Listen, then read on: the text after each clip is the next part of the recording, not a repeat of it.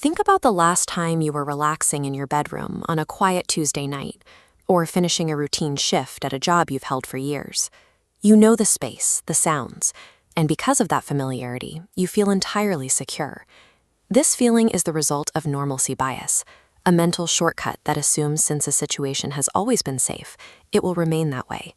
We unconsciously build an invisible wall of routine around ourselves.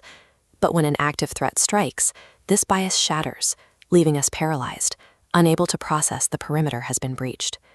These breaches occur across the different spheres of our lives, from the screens we interact with to the neighborhoods we think we've left behind. The following accounts track moments where these digital, occupational, domestic, and environmental boundaries were proven to be incredibly porous. Real horror occurs the moment you realize your most trusted spaces offer no inherent protection against someone determined to cross the line. For 26-year-old Addie, the perimeter was an open-world survival game. She spent her evenings playing with a user named Echo, a tactical and helpful ally who eventually became a close friend.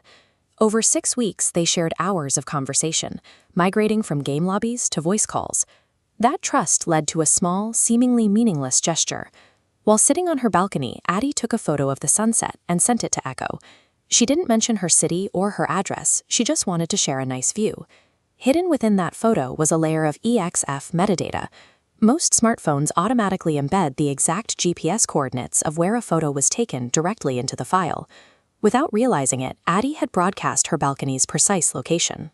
Echo combined that location data with a tracking script he'd hidden inside a custom game file he'd gifted her weeks earlier. He wasn't just guessing where she lived. He had a real-time tracker that told him exactly which room she was in at any given moment. 2 days later, Addie watched from her window as a man stepped out of a dark SUV. He carried a roll of industrial plastic and a gym bag containing zip ties and a loaded sedative. He didn't go to the front door. He walked straight to her office window, the one place his tracker told him she would be. A single digital file can act as a physical key. When metadata and tracking scripts are involved, a virtual friendship becomes a direct roadmap for a predator to bridge the gap between a screen and a front door. We often rely on the social contract to keep us safe at work. For an 18-year-old at a well-lit bakery, the closing shift felt predictable.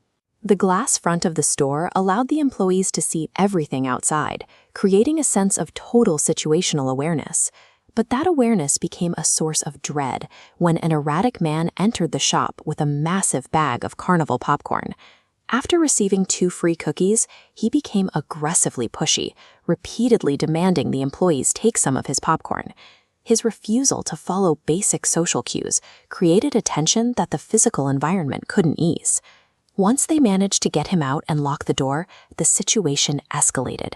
The man returned, screaming and violently yanking on the handle, shaking the glass with enough force to potentially shatter it. He claimed they had stolen his backpack, a bag that was never in the store. The confrontation only ended because a coworker, Karen, had a gut feeling that forced her to turn her car around 10 minutes after leaving. She arrived to find the man still trying to force the door and successfully chased him off before he could breach the entrance. A storefront is a fragile barrier. In public-facing jobs, the only real protection is often a person's ability to recognize when a situation has shifted from odd to dangerous, and acting on that instinct before the glass breaks. The home is meant to be the ultimate sanctuary. For JD, growing up in a quiet town in Trinidad, his house was a place where nothing serious ever happened, until the night the house itself seemed to signal a breach. It began with a heavy thud on the roof, followed immediately by a wooden cross falling from the wall and a total power failure. The timing was too precise to be a coincidence, leaving the family in a sudden, heavy darkness. Later that night, JD and his sister were huddled in a bedroom when a voice called back from the darkness outside the window. It mimicked the word "mommy," but the tone was distorted and hollow, like something trying to replicate human speech without understanding it. 5 years later, JD saw the same pale face and blank eyes outside his window, hearing the same distorted voice.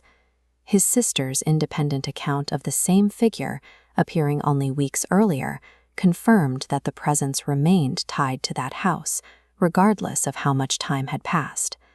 When the sanctuary of the home is compromised, the psychological impact is permanent. There is no deeper vulnerability than realizing the walls you sleep within have already been bypassed by something you cannot explain. Donovan's childhood was anchored to a rough Denver apartment complex. His most vivid memory was the sound of a man being pushed from a top-floor window, a trauma that followed him even after his family moved away to a better neighborhood. Decades later, Donovan took an overnight warehouse job. It wasn't until his first break that he realized the facility backed up directly against the same apartment complex and the same dark train tracks from his childhood. He had unknowingly returned to the exact geography he thought he'd escaped. While fueling a truck in the dark loading dock, Donovan heard two loud pops. He dropped to the ground, realized he was standing next to a gas tank, and sprinted 40 feet through the darkness toward a metal door, certain that a shooter was watching him from the shadows. The next day, his manager confirmed that police found 2 bullet casings 50 feet from where Donovan had been standing. The shooter hadn't been firing at random. They were positioned to target anyone standing in that specific, unlit area. Physical locations often sustain the same patterns of danger over decades. Despite the years that had passed, the lack of lighting and the isolated layout of the tracks meant the same environmental risks Donovan saw as a child were still active and waiting. Surviving a breach is only the first step. The real change is the psychological perimeter built afterward, the transition from passive trust to active vigilance. Each survivor now lives in a different architecture. Addie strips metadata, Donovan relocated, and JD avoids dark windows. The fragile circle of normalcy bias has become a fortified barrier.